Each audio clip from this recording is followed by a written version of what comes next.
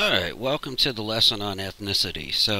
We're starting to look at some different groups here, and ethnicity or ethnic groups are one of the major ones that we look at in sociology. So, let's first just kind of take a look at some of the types of minority groups, some that we've already started to hit on, and some that we will definitely get to in this course. But in general, at least in this course, we divide it into 5 different groups. There's racial groups, ethnic groups, religious groups, gender groups, and then I hate to have a category of other groups, but that's just how it's set up.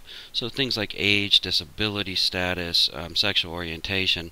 But these are just some of the types of diversity that we can actually see in the world around us. So what is an ethnic group? And specifically, how does an ethnic group differ from a racial group? So when we talk about ethnicity, we're talking about identifying with a certain group. And so when we talk about someone's ethnicity, it means that you feel like you're part of a certain group and differ from other groups in some way, shape, or form. Now, an ethnic group itself are groups that are set apart on the basis of cultural traits and nationality. And what I mean by that is it's a group of people that have the same heritage. They come from the same place, they share a culture, they share these cultural traits, things like language. Language is oftentimes a giveaway. Things like attitudes towards different things, like attitudes towards parenting, the types of food people eat, those all are representative of ethnic groups. So, for example, in the United States, when we look at some of the white ethnic groups that existed, those would be like Irish Americans, German Americans, Italian Americans. Those were all separate groups who oftentimes now are lumped sort of into this general category of white, and we kind of view white as a race category. More on that next lesson. But when we're looking at an ethnic group, we're talking about groups that had different attitudes, different foods, different cultures. They come from a same area, so they have a place that they came from. So another example that we see a lot nowadays of amongst the Hispanic population, Mexican Americans are an example of an ethnic group. Now, just to think about this kind of quickly, think about this term Hispanic that we use a lot. And Hispanic are people who have this Spanish origin. So generally we're talking about people from Central all the way through South America. The Caribbean islands are included in there. And that is not a true ethnic group. It is defined as an ethnic group by the government, by the census. That is, it's listed as an ethnic group or an ethnicity. But that's not actually the case, because if you think about it, coming from this part of the world, there are many different cultures. So, for example, someone living in Puerto Rico may speak Spanish, and someone living in Mexico may speak Spanish, but their culture is very different. They have different foods that they eat. They have different traditions. They have different statuses.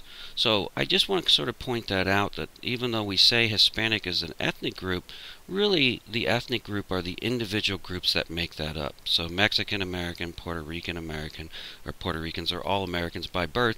So Puerto Ricans, Mexican Americans, Guatemalan Americans inside the United States would be examples of ethnic groups. Okay, so an ethnic group are people that have these traits, these common traits. So one thing that I did want to mention here is that how do we treat different groups, ethnic groups within the United States, or race groups for that matter? And the general trend in the United States, at least the notion that we saw in the United States, is the notion of what we call assimilation. And so if you think of these white ethnic groups, this is a good example of assimilation. So assimilation means that the minority group eventually becomes absorbed by the dominant group. So if you go back to American history, the dominant group, that is the group with the most power in early American society, was of course English Americans, those who came from England, like the founding fathers, of course, were of English heritage. Jefferson, Adams, Washington, all of them were English Americans. So what happened over time is as groups got here, they were encouraged to become part of this new dominant group. So Italian Americans, for example, give up their language, Italian, and they end up speaking English. And so that's that notion of assimilation, when that minority group ends up or when the dominant group ends up absorbing all those minority groups. So that's not, of course, not always what happens. In fact, let me jump ahead here.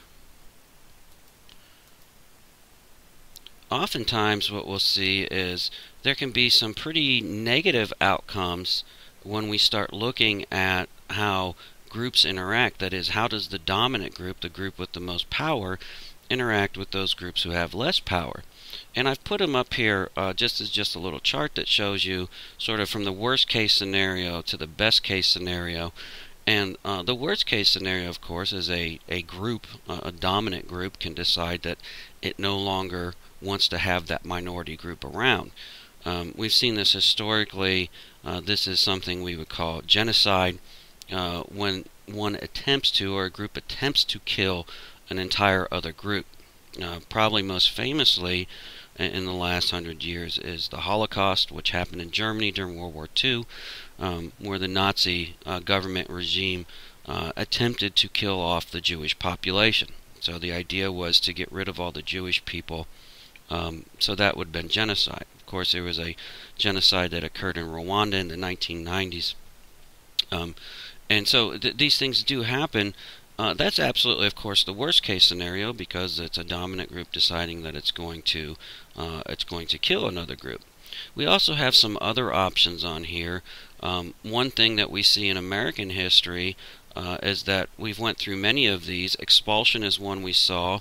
And if you think of the situation of Native Americans were essentially expelled or pushed to other areas, which is why even today, oftentimes Native Americans are referred to as the invisible minority, because they were moved to these places, to these reservations. And in fact, you may have heard of this Trail of Tears, which is a famous part of this movement. So the United States passed a law in the 1800s that said all Native Americans west of the Mississippi River must move east of the Mississippi River. And so many Native Americans were forced to march and move to these places, which is why you see many of those reservations today are in Oklahoma, Nebraska, Arizona. They're all out west, because they were forced to move out of their homelands to move to these places. So I just wanted to let you know that that's sort of a possible outcome, and it's one that we saw quite a bit of in early American history. So something that's certainly not, once again, not a positive outcome. Then, of course, we can actually divide people up. That's succession. You can divide places into two.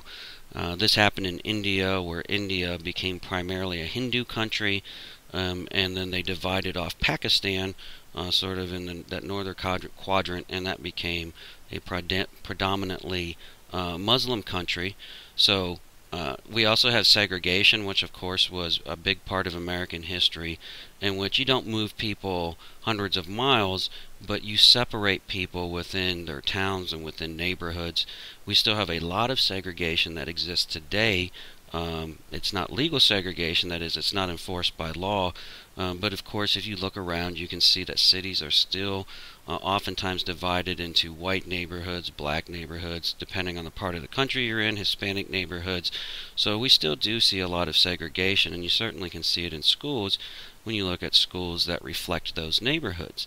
And then of course you can get to the point where you have assimilation, which is where the dominant group absorbs the minority group.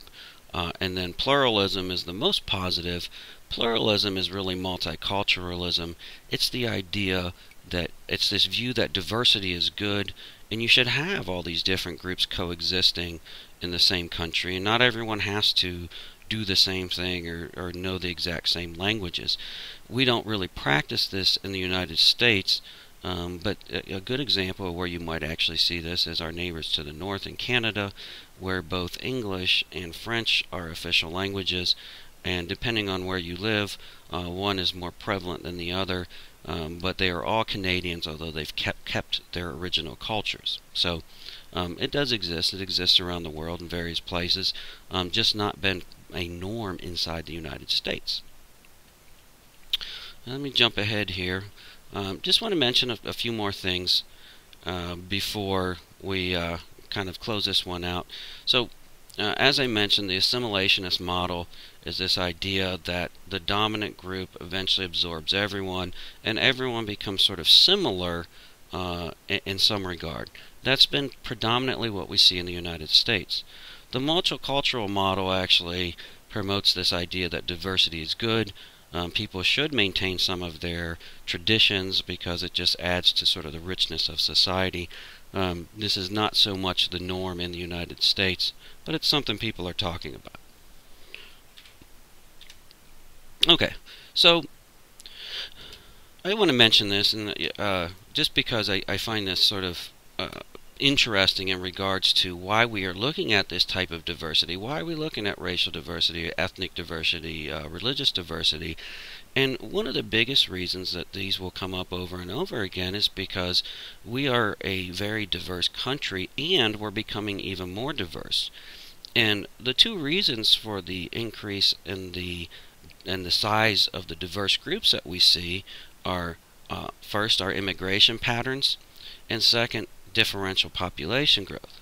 So, as far as immigration patterns, what I mean by that is when we look back into the 1800s, it was very typical to see immigrants coming to the United States from European nations. We don't see as much of that anymore. The European nations tend to have pretty strong economies. People don't leave them very often. So, even though we've always been an immigrant nation, what's changed now is where people are coming from. So if you take a look here, you can see that back in the year 2000, 69% of our population were of European descent. About 12% were of Latino descent or Hispanic. 12% were African American. About 4% were Asian.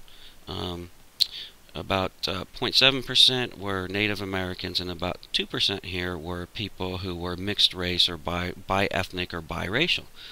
But our predictions from the census is that we'll see a big increase in some of these groups that are not of European descent, primarily because of this immigration. So what's happened, of course, is if you think nowadays, people who come to the United States tend to come from two parts of the world. That is Central and South America. Right? That's where we see the growth of the Hispanic population, expected to double in this time.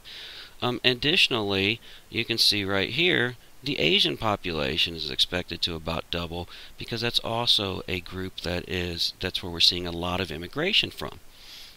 Additionally, of course, one of the biggest changes we've seen, and this will come up next lesson when you start looking at race, is we've started to see people willing to mix up more than they had in the past.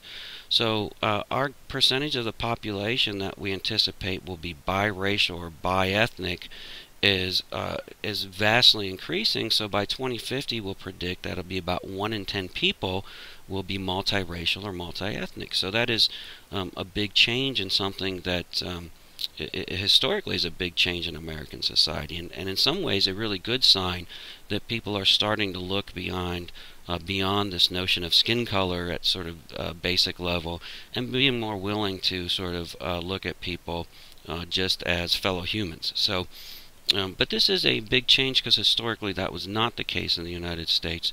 Groups were kept very separate from each other for a long time legally, and then sort of as cultural practice. But we are seeing a lot of change in that regard. So the key here, though, is if you can look at this, America is becoming a much more diverse place. Not only are people coming in with different cultures, we also see an increase in diversity in religions. People coming from Asian nations tend to bring different religions than Christianity, which we've seen predominantly coming from the European nations. So it's really adding to the diversity of American society. So that's your basic introduction to ethnicity. Once again, be sure you read the chapter. Be sure to follow along with all the materials in the materials folder. And once again, as always, have a great week.